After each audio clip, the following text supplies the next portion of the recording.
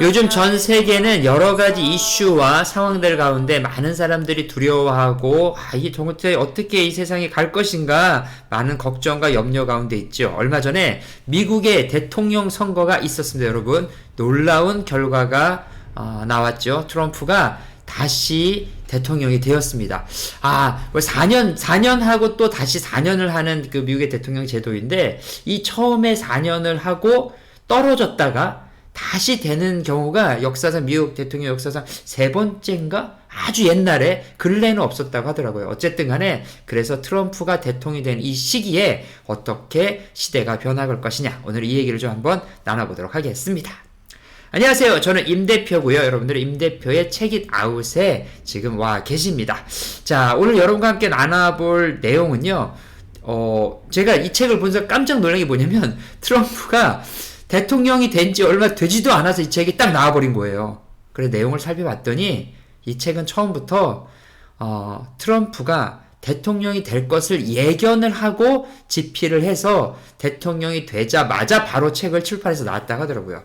대단하지 않습니까? 그래서 제목이 트럼프 2.0 시대. 그러니까 1.0은 예전에 대통령 할 때였고 그 다음에 좀 바이든이 끝냈고 이제 끝내가죠. 내년에 올해까지 하니까. 그리고 이제 내년부터 시작하는 다시 도널드 트럼프의 집권 2기 해서 2.0 시대라고 얘기를 했습니다. 자, 그러면 트럼프가 집권을 하는 이 2기 시기에 나타날 가장 큰 사람들의 어떤 관심사는 결국은 경제겠죠. 이 경제가 어떻게 진행이 될 것이야 대해서 오늘 이 책은 얘기를 하고 있습니다. 오늘 이 책의 저자는요, 박종훈 기자인데요. 이 책이 여러분 이제 정말 2024년 11월 8일 와 정말 따끈따끈합니다. 자, 박종훈 기자는 부의 시그널 여러분들 이제 나중에 제가 뒤에 좀 설명을 하겠지만 이런 경제 관련돼서 책을 많이 쓰셨어요. 지난 27년간 이제 저자 소개를 좀 먼저 하면요. 27년간 국내외 굵직한 경제 이슈와 경제사의 현장에서 함께 뛰어들은 또 경제학 박사 출신인데 보니까 대한민국 그 대표적인 경제 전문가로 유명하시더라고요. 서울대학교 국제경제학과를 졸업했고 동대학원 경제학부에서 석박사, 그러니까 서울대 출신입니다. 미국 스탠퍼드 대학교 또 후보 연구소에서 개건 연구원으로 계셨고요. 한국은행에서 있으시다가 1988년에 보니까 KBS에 입사를 하시게 되었네요. 그 다음에 KBS의 대표 경제 전문 기자로 2024년 KBS를 퇴사할 때까지 얼마 전인가요? 얼마 전, 그렇죠. 다양한 글로벌 경제 이슈를 풀어가는 또 유튜브 채널 박종훈의 지식 한번 여러분 찾아보시면 좋을 것 같아요. 또 운영하고 계시고, 또 방송 출연으로는 유명하죠. 특파원 보고, 세계는 지금 해볼 만한 아침 KBS 1라디오의 박종훈의 경제쇼, 손에 잡히는 경제, 워낙 유명해서 이런 경제 프로그램의 대표적인 기자로 활동을 하고 계십니다. 대표적인 저서로는 자이언트 임팩트 V의 3부작이라고 얘기하죠. V의 시그널, V의 골든타임, 2020 V의 지각변동 등의 책이 있고요. 그 다음에 대담한 경제, 지상 최대의 경제 사기극, 세대전쟁 이런 책들도 또 있습니다. 그러니까 경제 전문가의 눈으로 봤을 때 트럼프가 분명히 대통령이 될 것이라는 예측을 하고 미리 이 책을 집필해 가기 시작했다는 거예요. 이런 걸 우리가 좀 안목, 식견이라고 얘기하지 않습니까? 세상을 볼 때 이런 안목과 식견이 있는 건 정말 대단한 것 같아요. 자, 이 책에 대한 내용들을 잠깐 좀 살펴보도록 하겠습니다. 2024년도 지금이죠. 미국의 47대 미국 대통령 선거에서 도널드 트럼프가 당선이 되었어요. 대단합니다. 트럼프 2.0 시대가 도래했고요. 지난 2017년 트럼프 정부 1기 때와는 판도가 완전히 달라진 양상이 되었어요. 지금 러시아하고 또 우크라이나 전쟁도 있고 또 이스라엘하고 중동의 또 그런 문제들, 중국과의 문제들, 수많은 여러 가지 이슈와 문제들 가운데 대통령이 된 거죠. 자, 이런 상황 가운데서 어떻게 해야 될 것인가? 이 문제에 대해서 이 저자가 하나씩 지금 이제 이걸 풀어가려고 하고 있는 거죠. 자, 정부 2기를 맞이해서 여러모로 불리한 정책 방향들이 예상이 됩니다. 근데 여러분 여기서 제일 중요한 건 뭘까요? 이러한 상황들과 환경들 가운데서 과연 대한민국의 경제는 어떻게 될 것인가? 이게 제일 중요하겠죠. 대한민국 경제는. 그래서 세계 경제사의 현장에서 함께 뛰었던 박종훈 경제 전문 기자는 이런 미국과 그 다음에 트럼프 행정부 2기에 대한 것들을 분석하고 대비해서 그거를 통해서 뭘 하자? 트럼프 리스크를 줄이자. 트럼프 리스크를 줄이고 어떻게 보면 이것이 우리의 또 다른 기회가 올 수 있다라고 이 책은 얘기하고 있더라고요. 와, 여러분, 위기가 곧 뭡니까? 기회가 될 수 있는 겁니다. 위기, 기회. 아주 비슷한 것 같은데. 그래서 우리에게 다가오는 여러 가지 위기의 상황들처럼 느껴지고 변혁의 상황들, 예상치 못한 일이 벌어졌을 때 그것을 또 기회로 바꿀 수 있는 지식이 또 지혜가 있었으면 좋겠습니다. 어쨌든 간에 그래서 트럼프 정책이 어떠한 효과를 가져올 것이며 이 일을 통해서 우리는 무엇을 찾아갈지를 이 책에서는 좀 분석해 봤다라고 책 속에 좀 나와 있습니다. 더불어서 국내 대다수의 언론들이 예측을 깼죠. 그러니까 저도 뉴스를 보면서 호주에 있지만 또 이것도 호주도 또 미국하고의 상당한 또 가깝게 중국과 지금 호주가 사이가 별로 안 좋거든요. 왜냐면 미국하고 너무 가까워져가지고 그래가지고 호주 와인도 뭐 미국에서 죄송합니다. 호주에서 나오는 호주산 와인을 중국에서 좀 안 받고 또 무슨 여기서 또 호주 같은 경우는 철광석이나 이런 자연 광물들 열심히 팔아야 먹고 사는데 그런 것들이 이제 중국에서 세계 공장이라고 얘기하는 중국이 요즘 경제가 많이 안 좋고 건축 특별히 이런 파트가 안 좋기 때문에 또 이것이 안 되니까 또 여러 가지 텐션들이 있는데 그래서 지금 상당히 호주도 이 트럼프하고 어떻게 이 문제를 해결할까 약간 그런 텐션들이 있는 것 같아요. 어쨌든 간에. 그래서 지금 보니까 트럼프 2.0 시대의 뭐 환율, 금리, 물가 등의 글로벌 경제에 거다란 좀 지각 변동들이 일어날 수 있고 무역 질서에 대한 것들, 특별히 뭐 우리나라 입장에서 반도체 이런 것 중에 중요하죠. 에너지 산업, 뭐 아까 말씀드렸던 것처럼 우크라이나, 중동 위기, 또 중국과 대만의 갈등들 이런 것들에 대한 향방을 이 책에서 좀 한번 살펴보도록 하겠습니다. 자, 목차를 한번 좀 봐드릴까요? 목차는 크게 4개로 크게 나눠져 있는데요. 자세한 내용은 제가 여러분들 설명란에 올려드릴까 한번 보시고요. 큰 골자는 좀 볼까요? 자, 1장에 보니까 일단 정치, 트럼프 2.0 시대에 몰고 온 태풍이 무엇이냐? 일단은 더 강력해진 트럼프가 할 거라는 거죠. 자국, 유선주의, 일단은 뭐, 아메리칸 퍼스트 해가지고 자기 위대한 다시 미국을 되살려야 한다라는 얘기를 이제 하고 있겠죠. 그래서 이것 때문에 글로벌 무역 질서가 약간은 이렇게 쉐이크 흔들릴 수 있다라는 얘기를 시작을 합니다. 이 장에서는 결국은 이제 뭐 국제적인 문제겠죠. 더 격화된 무력 충돌들 있는데 이제 대만과 중국과 또 미국과의 관계들 이런 얘기들을 당연히 언급을 해야 되겠고요. 여기도 되게 재미있는 게 뭐냐면 뒤에 제가 이제 책에 있는 내용도 읽어드리겠지만 해상의 패권을 누가 잡고 있는가가 엄청나게 중요한 이슈가 됐다는 거죠. 그리고 또 하나는 이제 우크라이나 전쟁과 유럽의 또 중동에 대한 이야기들을 이 장에서 하고 있습니다. 3장에서는 이제 경제에 대한 이야기 당연히 나와야겠죠. 그래서 인류 역사상 가장 풍요로웠던 시대가 어떻게 된다고요? 흔들리고 있다는 거, 흔들리고 있다. 영국이 참 전 세계 뭐 모든 다 나라들을 갖다가 이렇게 식민지로 삼고 살아왔는데 지금은 너무너무 가난해지고 그 영국이 가난해지면서 영국에서 가장 많이 생긴 게 폭동이랍니다. 폭동. 요즘 영국에 이렇게 폭동이 많다는데 이제 이런 일들이 또 대한민국이나 또 주변 국가에 일어날 수 있죠. 그래서 유럽이 가난해진 이유들 뭐 이런 이야기들이 또 좀 있습니다. 4장에서는 자, 그렇다면 이제 우리는 어떻게 살아야 된가? 대한민국은 끝나지 않는 대한민국 한강의 기적을 이루어 보자. 이렇게 가지고 이런 상황들 가운데서도 우리 대한민국은 어떻게 해야 되는가라는 얘기를 하고 있습니다. 자, 이 책에 대한 내용들 가운데서 이제 책 속에 있는 내용을 조금 몇 개만 발췌해서 여러분과 함께 나눠보도록 하겠습니다. 먼저 페이지 33에서 34페이지인데요. 내용이 이렇게 되어 있어요. 왜 우리는 트럼프의 인기를 몰랐을까요?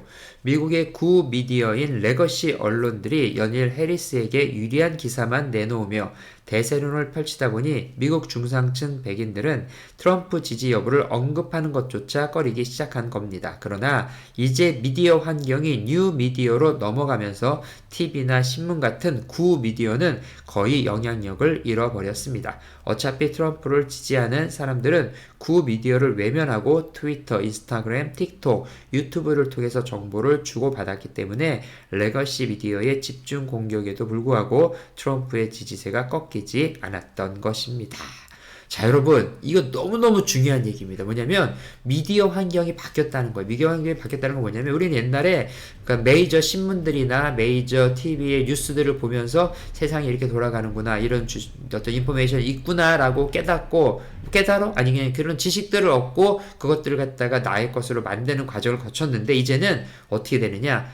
이제 안 그러는 거죠. 뉴 미디어 환경은 내가 선택하는 거예요. 그래서 어떻게 보면 내가 원하고, 그러니까 트럼프가 좋은 사람은 트럼프가 좋은 뉴스만 계속 듣고, 또 누가 안 좋다. 그러면 안 좋은 뉴스만 계속 듣는 거죠. 그러면서 자기의 생각을 더 굳건히 하지 방향을 바꾸려고 하잖아요. 여러분, 이제는 잘 들어보십시오. 사람들 쉽게 바뀌지 않습니다. 절대로 쉽게 바뀌지 않습니다. 그래서 이번에 어떤 그 트럼프의 그 승리의 원동력은 미디어 환경의 변화에 있다.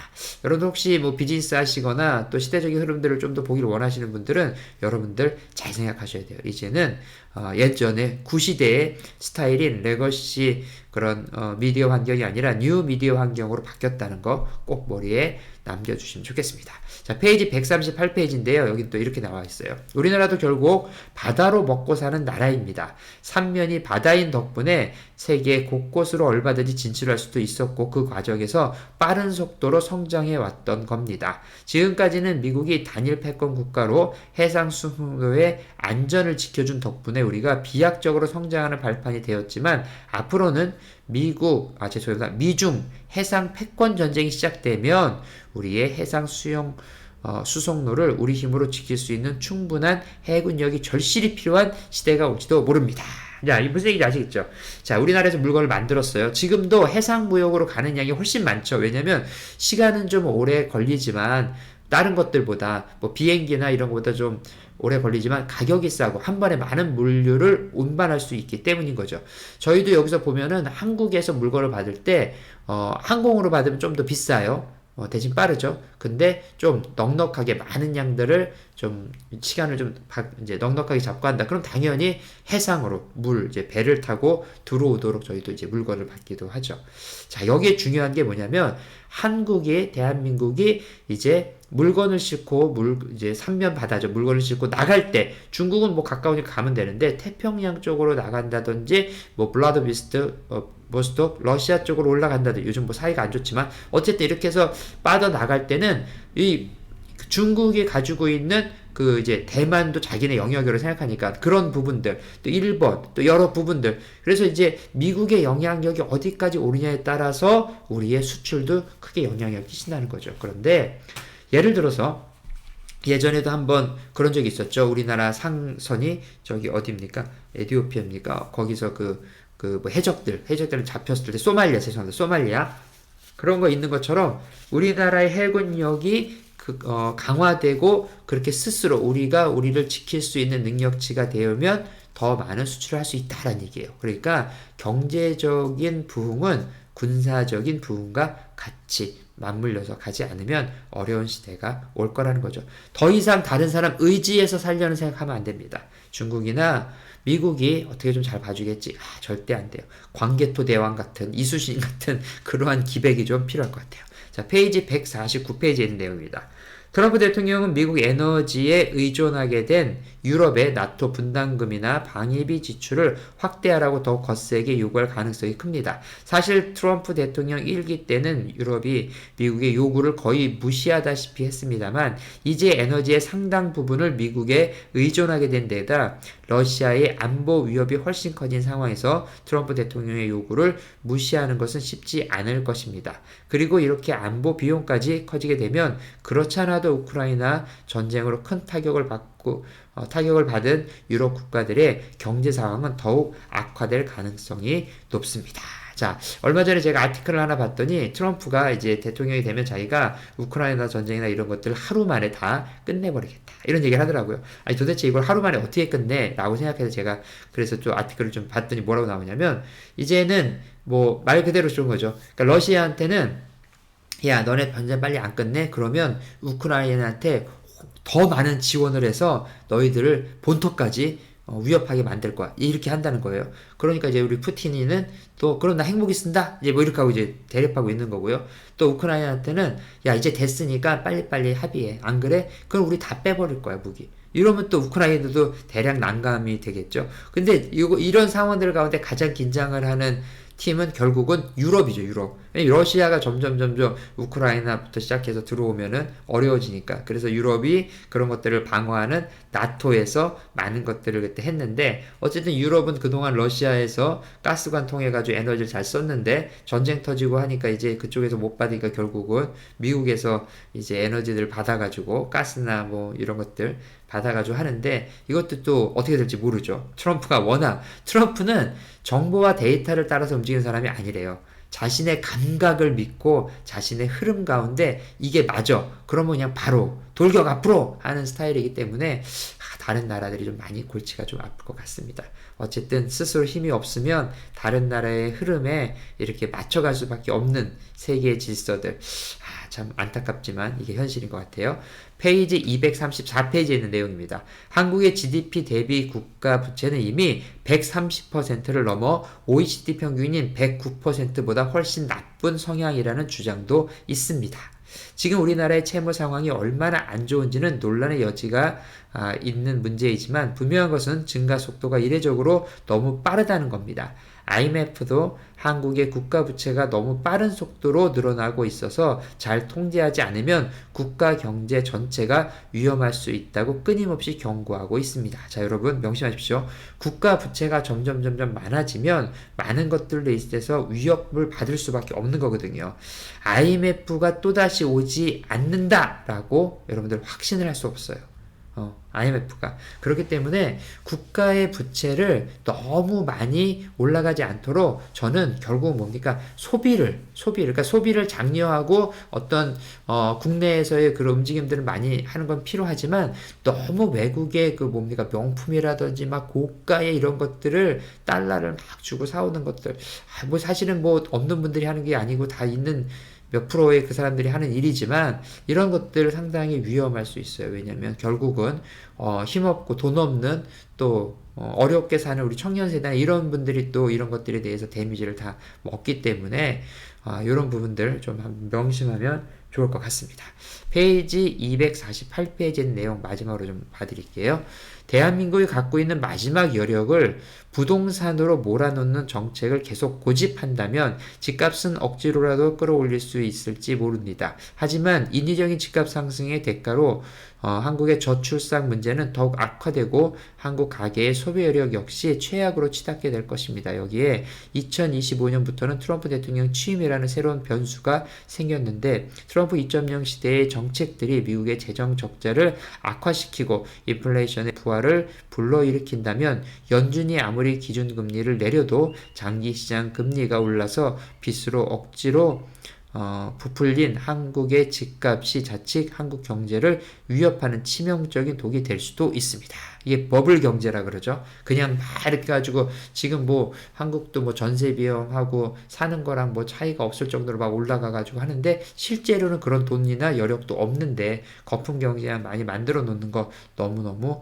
위험할 수 있다라는 겁니다. 자, 우리 청년들이 요즘 결혼이나 여러 가지들 상황들에 가장 마음의 부담을 갖고 어려워하는 거. 왜 당신들 결혼 안 합니까? 그러면 두 가지 얘기하더라고요. 첫째는 집. 전세를 얻을 만한 돈도 없다는 거죠. 그렇다고 월세를 얻고 계속 사는 것도 쉽지 않고, 그렇다 보니까 또 자식을 낳는 것도 어렵고, 여러 가지들. 어쨌든 간에, 우리, 청년 세대가 한국에서 조금 더 잘 정착하고 살아갈 수 있는 환경이 되었으면 좋겠습니다.